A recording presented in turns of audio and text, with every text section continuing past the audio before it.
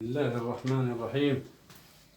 Donc, on continue nos cours de SVT de soutien pour les deuxièmes bacs SVT, PC, agronomie et sciences maths, avec toujours l'unité, la transmission de l'information génétique par reproduction sexuelle et lois statistiques mendéliennes de l'hérédité chez les diploïdes, l'hérédité humaine bien sûr. Les lois, à la deuxième partie, les lois statistiques mendéliennes de l'hérédité chez les diploïdes. On avait entamé, donc commencé par la deuxième partie, c'est-à-dire le dihybridisme. Maintenant, aujourd'hui, on va voir le cas de deux gènes liés, qui est une exception à la troisième loi de Mendel, qui est la ségrégation indépendante des allèles. Alors, quand est-ce qu'on dit que deux gènes sont liés? S'ils sont portés par un seul couple de chromosomes. Voilà, donc on écrit comme ça.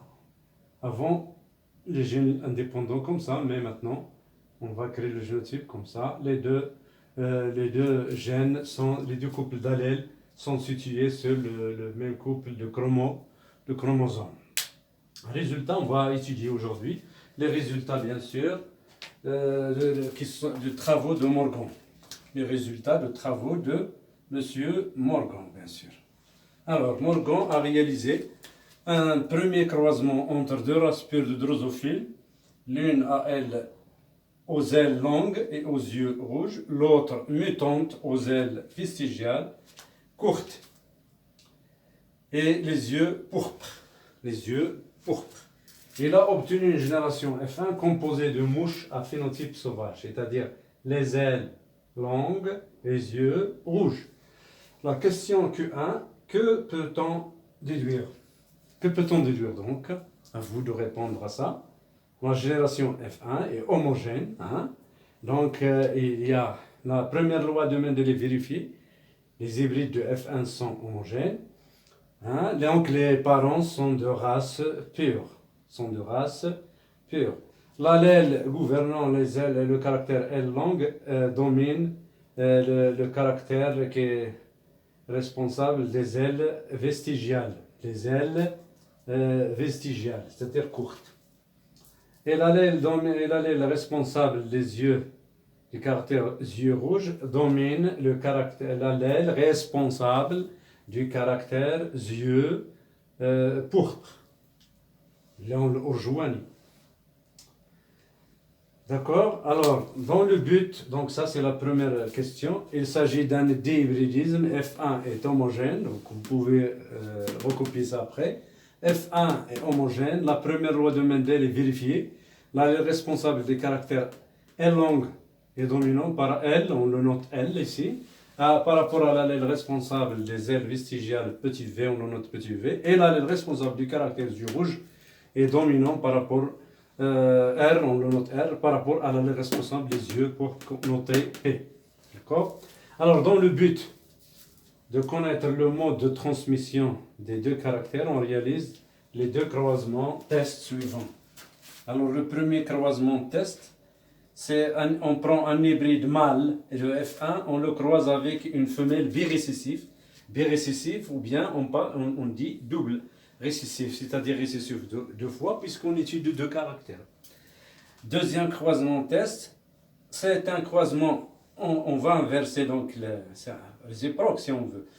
La femelle, cette fois-ci, c'est elle qui est hybride, avec un mâle birécessif, double récessif, ou bien double récessif. Alors, les résultats sont mentionnés dans les deux tableaux suivants. Alors, pour le premier croisement, voilà, donc LR, donc il aura un phénotype LR, VP, et donc les phénotypes, voilà, donc le nombre, c'est le nombre. Vous pouvez calculer le pourcentage, bien sûr, le total, donc, sur le nombre de chaque phénotype, sur le total, donc vous trouverez donc les pourcentages, 50%, à peu près 50%.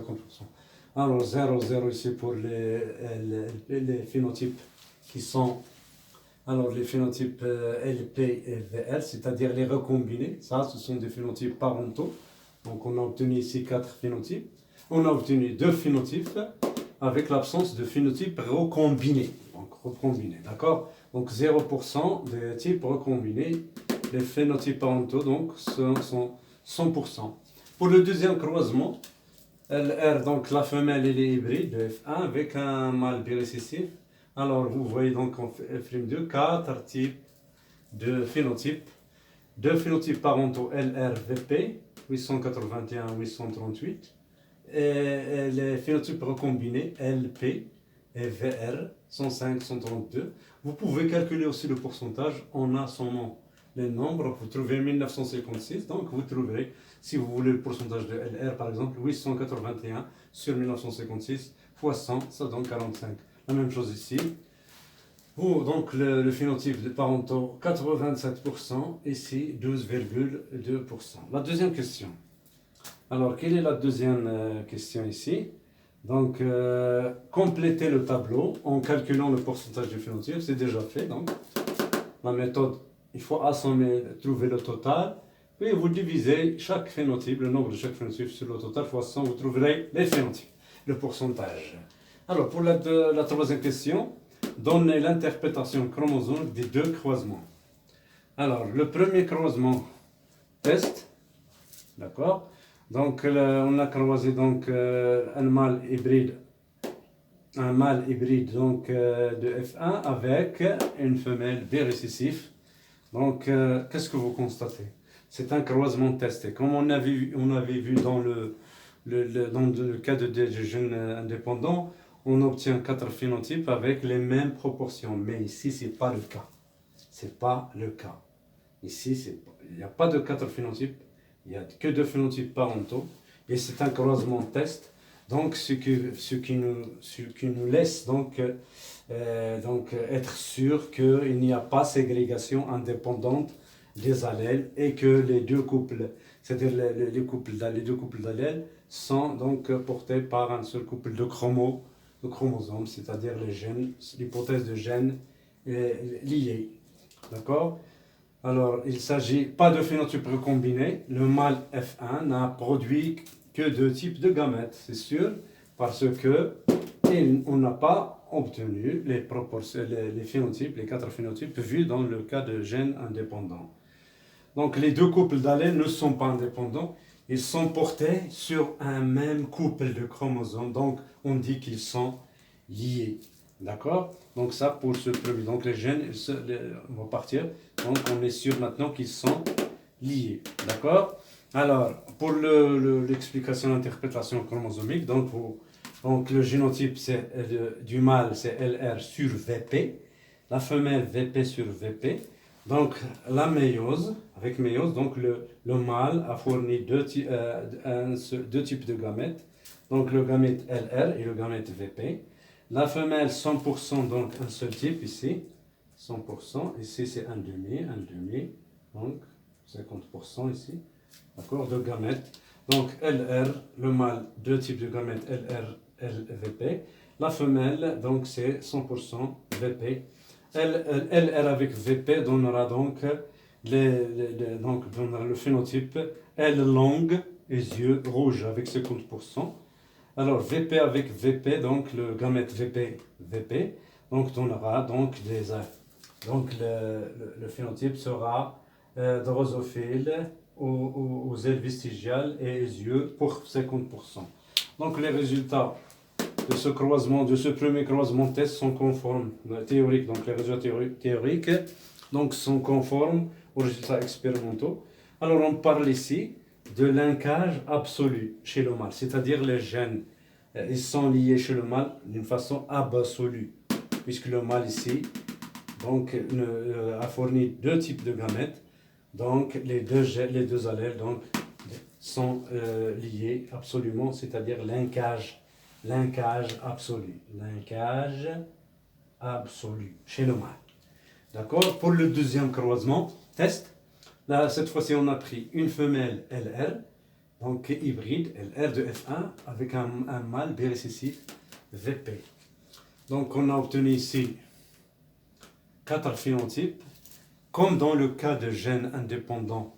Mais la différence entre ces résultats et les résultats obtenus qu'on obtient dans le cas de gènes indépendants, c'est que les proportions sont différentes. Parce que dans le test cross du gène indépendant, 4 phénotypes, 2 parentaux, 2 recombinés avec la même proportion, 25%, 25%, 25%, 25%. Mais ici, non, les parentaux sont très supérieurs aux recombinés, c'est-à-dire 87,8%, et les recombinés 12,2%. Donc ce qui vérifie exactement le premier chromosome que les deux gènes sont liés. Maintenant, c'est sûr, ils sont liés, puisque le pourcentage de types parentaux est très supérieur au pourcentage de types recombinés. Pour l'explication chromosomique du deuxième chromosome test, alors en F'2, 4 phénotypes, la femelle. Alors ici, pour expliquer cela, donc la femelle, c'est pas comme le mâle, il a fourni 4 types de gamètes par le phénomène ici, qu'on appelle le crossing over, ou bien, on a déjà vu, j'ai déjà fait une vidéo à propos de ça, sur le crossing over, lorsqu'on a parlé du brassage intrachromosomique. Donc ça, c'est le brassage intrachromosomique.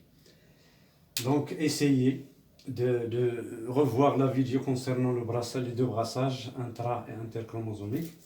Donc le crossover, c'est un phénomène qui se produit au niveau de la prophase de la méiose. Hein. Donc chez la femelle, il se produit donc le crossing over pour obtenir vers la fin 4 types de gamètes. Voyons comment. Alors, le génotype de la femelle, LR sur VP, le mâle VP, VP. Donc, pour le mâle VP, donc, il va pour 100% un seul type de gamète. Quant à la femelle, donc, au cours de la méiose, qu'est-ce qui se produit? Alors, avant la méiose, donc, avant l'entrée dans la méiose, il est précédé, on sait que la méiose est précédée par une duplication. Donc, LR va se dupliquer, LR, VP, VP. Donc, après l'entrée de la cellule mère des gamètes dans les étapes de la méiose, donc, qu'est-ce qui va se produire en prophase? Alors, les deux chromosomes les deux chromosomes vont s'échanger deux allèles. Donc, l'allèle R va vers un chromosome, l'autre dans l'autre chromosome, donc P. Donc, il s'agit des allèles P et R. Donc, ici, un chiasma. Crossing over, formation d'un chiasma, échange d'allèles entre les chromosomes. D'accord? Donc, on en a phase 1, il y a séparation des chromosomes. Après, donc, après avoir échangé les allèles, donc on aura une autre composition pour des chromosomes. Donc, on aura LR, LP. Alors, vous voyez là LP de l'autre chromosome. Donc, VP, VR. D'accord?